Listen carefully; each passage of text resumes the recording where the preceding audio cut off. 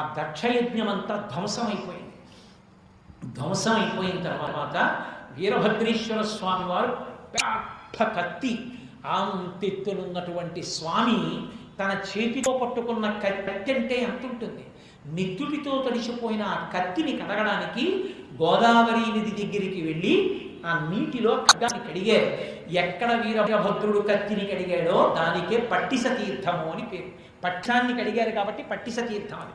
అక్కడ ఇప్పటికీ శివాలయం ఉంటుంది రాజమండ్రిలో. భద్రాచలం పడవలలో వెళ్ళాలనుకున్న వాళ్ళు పట్టిస తీర్థం దగ్గర బయలుదేరుతూ ఉంటారు కొంతమంది.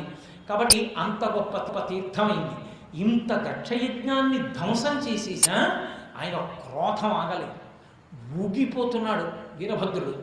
ఎంతమంది వచ్చి ప్రార్థన చేసినా ఆయనను ఆపలేకపోయారు.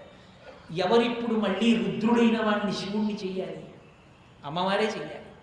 కాబట్టి ఆ